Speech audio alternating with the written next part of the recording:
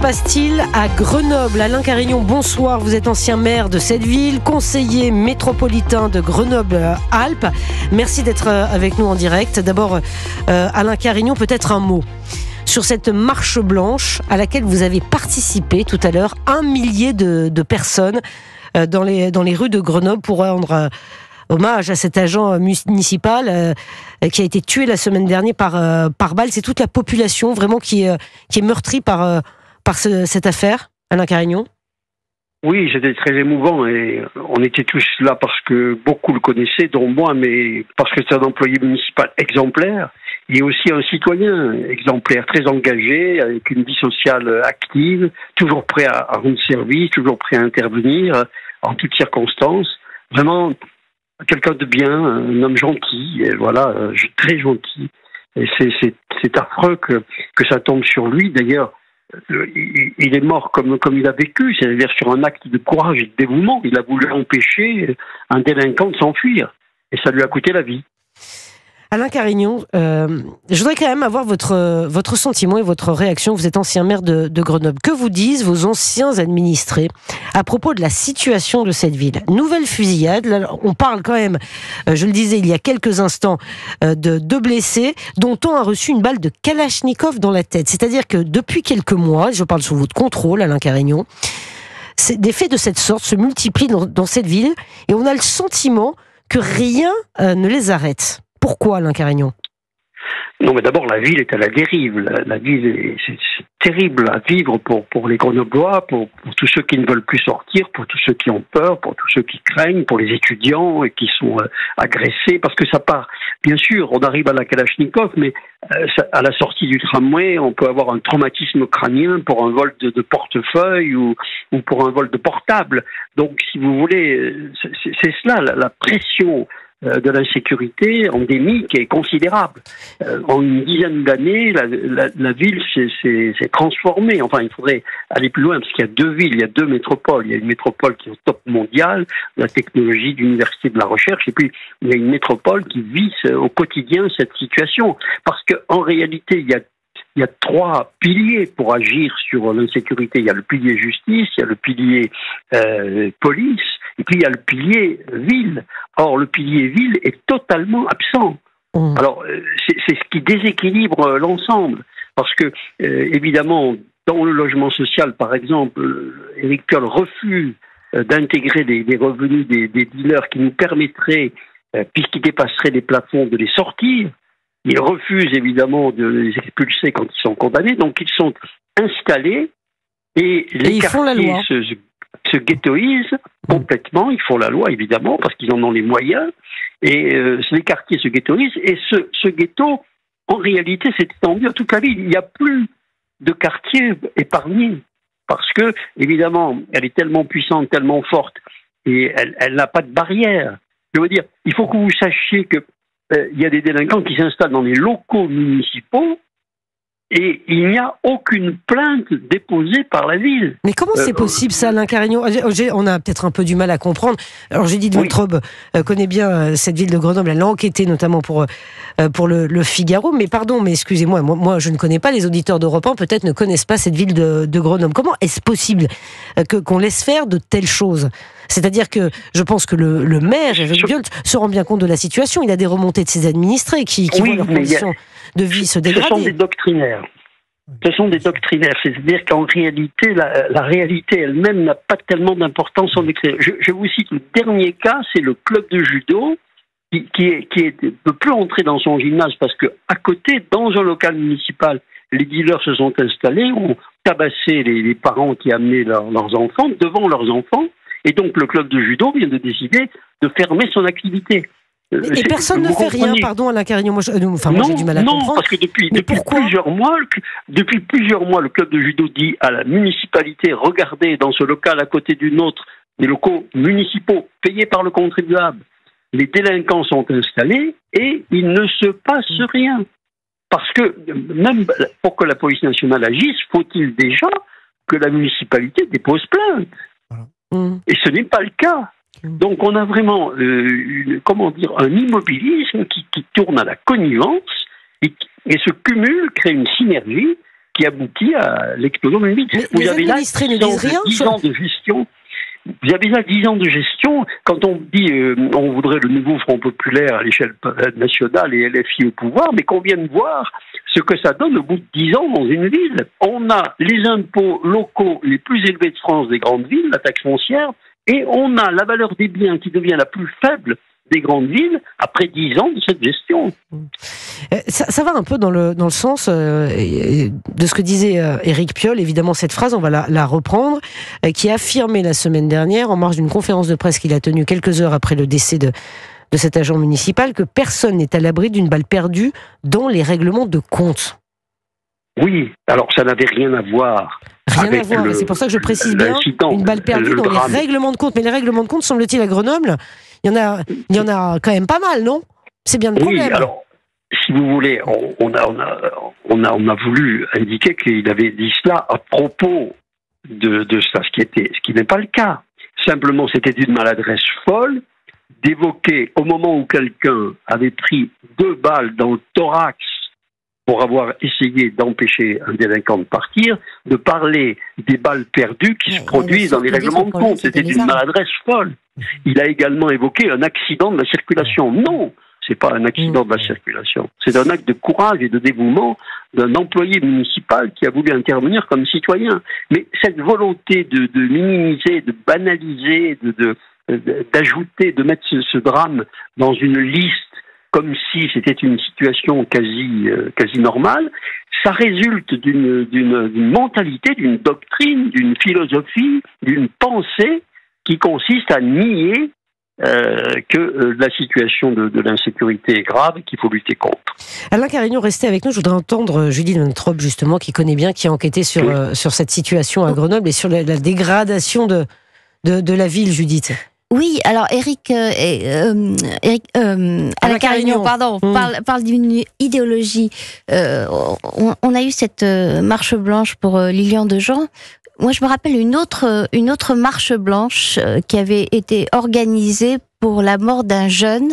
En fait, c'était 2 jeunes en 2019 qui avaient été pris en chasse. Ils étaient sans casque sur un scooter volé et ça s'était terminé. Ils avaient été pris en chasse par la police et ça s'était terminé malheureusement par la mort de ces 2 jeunes de 17 et 19 ans, ce qui est un drame absolu. Il y avait eu une marche blanche à laquelle avait participé Éric Piolle et le matin, il était sur une radio concurrente et on lui avait demandé si le maire qu'il était, avant d'aller à la marche blanche, pouvait rappeler que lorsqu'on roule sans casque sur un scooter volé et qu'on est contrôlé par la police, il vaut mieux s'arrêter. Et la réponse d'Éric Piolle avait été « Quel est le rapport ?»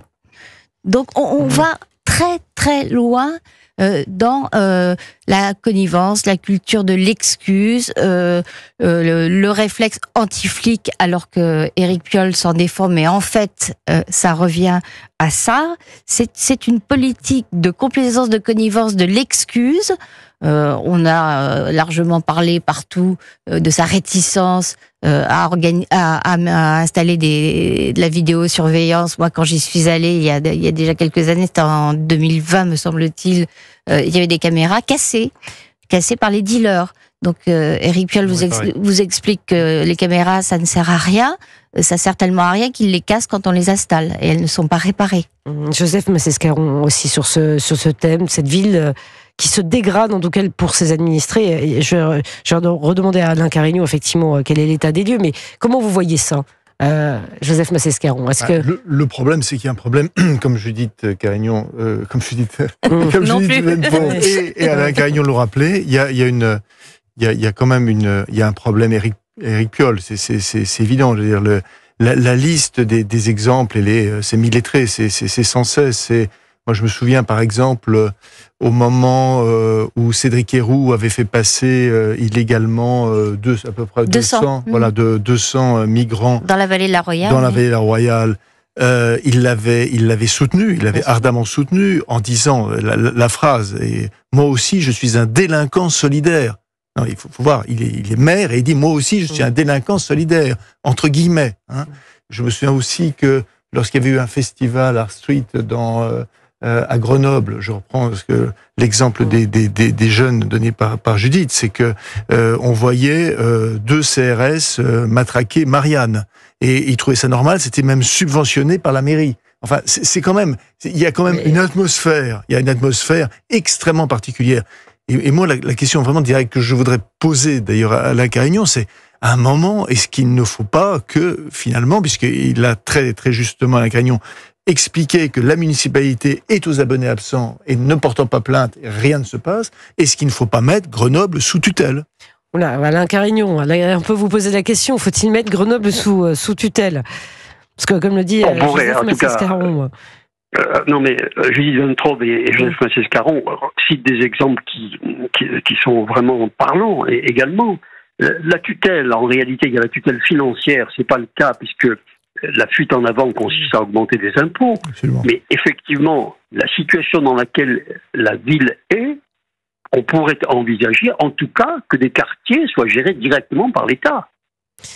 Mais comment on en est arrivé là? Alain Carignon, pardon, mais enfin les Grenoblois ont voté. Enfin, je comprends pas. Ils disent quoi, les Grenoblois? Non, mais il faut respecter. Aujourd'hui, il faut respecter leur vote. Je ne sais pas ce qu'ils voteront et ce qu'ils voteraient. Mais il faut respecter leur vote. C'est des Grenoblois qui ont mis Éric Piolle à la mairie. Pardon, excusez-moi, mais vous échangez certainement avec vos administrés. Que vous disent-ils aujourd'hui? Ils se rendent compte de la situation ou pas? Je me permets d'anticiper la réponse d'Alain Carignon. Il y a eu un changement de population à Grenoble, qu'on a eu dans beaucoup de centres-villes, mais aggravé par le fait que, comme on le rappelait, Éric Piolle a mené une politique pro-migrants extrêmement active. Et depuis longtemps, alors même avant qu'il arrive d'ailleurs, des maires socialistes, je pense à Dubedoul, ce grand-maire aussi. La politique pro-migrants active, elle est très ancienne à Grenoble. Hein, elle date des années 60-70. Et évidemment, il y a une proportion de la population qui est maintenant française, qui a le droit de vote, et ça change aussi le profil électoral d'une ville. Oui, tout à fait. Mais j'ajouterais un élément quand même, c'est que Éric Piolle a bénéficié d'une préférence médiatique extrêmement forte. C'est-à-dire qu'on considérait toute une partie de la gauche, enfin une immense partie de la gauche, une immense partie du service public des médias en France, on considérait qu'Éric Piolle, c'était formidable, c'était un laboratoire. Moi, je m'en souviens. Je n'ai pas une mémoire de poisson rouge, je me souviens très très bien. Tous les papiers dithyrambiques en permanence, jusqu'à peu près en 2022, où, lorsqu'il est arrivé en 4e position, si ma mémoire est bonne, pour la primaire écolo pour la présidentielle en 2022, parce que quand même un certain nombre de ses amis ont eu des doutes sur la gestion. Même des écologistes ont eu un doute sur la gestion de M. Éric Piolle. Mais à ce moment-là, mais en tout cas jusqu'au moins en 2022-2023, très franchement, M. Piolle a bénéficié, d'une... Il avait une bonne image, oui, c'est ça, une image sympathique. On allait voir ce que ça allait donner. La bonne image, c'était vraiment non, mais le clientélisme, ça existe. Hein. Ouais. Bon, Alain Carignon, on va continuer d'en parler dans un instant, mais je voulais vous entendre réagir effectivement à ce que nous disions.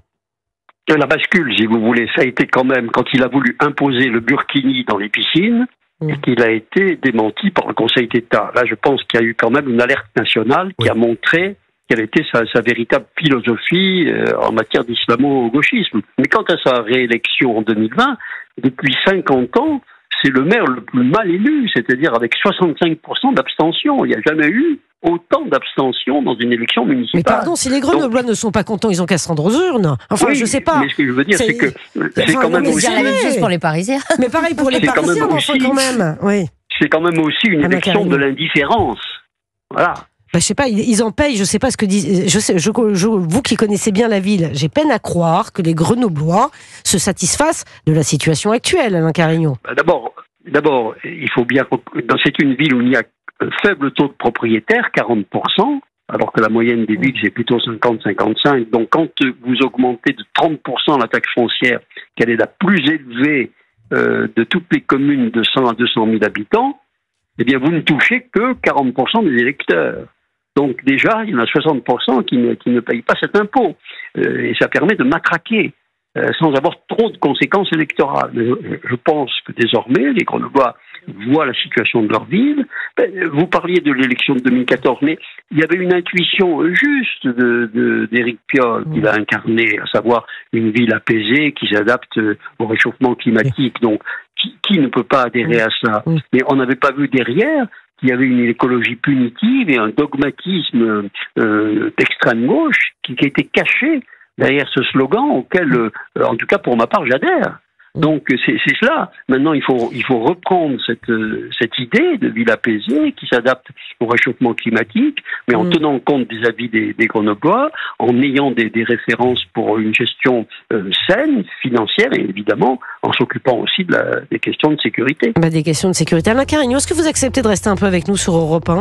On va continuer. Bon, écoutez, c'est fait. Les équipes me demandaient, on va lui demander. Je vous demande en direct. Restez avec nous sur Europe 1. Il est 20h29, le journal permanent. Brandon Warren. Alain Carignon, ancien maire de Grenoble, est avec nous en direct dans ce studio. Toujours Judith Vintraube, journaliste grand reporter au Figaro Magazine, et Joseph Massescaron, essayiste et consultant. Je voulais vous garder juste un petit instant, Alain Carignon. Vous demandez à l'État d'intervenir, mais sous quelle forme? Que peut faire l'État pour la ville de Grenoble? Je pense que, je ne sais pas si ça ne se posera pas un jour, dans une ville comme Grenoble telle qu'elle est gérée, sauf si nous arrivons à changer les choses dans 18 mois, au moment des élections municipales, mais on ne peut pas envisager que des quartiers soient gérés directement par l'État. Voilà, pour l'instant, ça n'existe pas, c'est pas possible. Joseph Massescaron, comme il vous proposait tout à l'heure. Pardon ? Non, Joseph Massescaron dit, oui, mais la conséquence, c'est tutelle. Tutelle de la ville de Grenoble. Oui, alors la tutelle, juridiquement, c'est une ville en déséquilibre financier. Voilà, c'est le seul cas de tutelle du préfet. Eh bien, merci beaucoup, Alain Carignon, d'avoir été en direct avec nous sur Europe 1.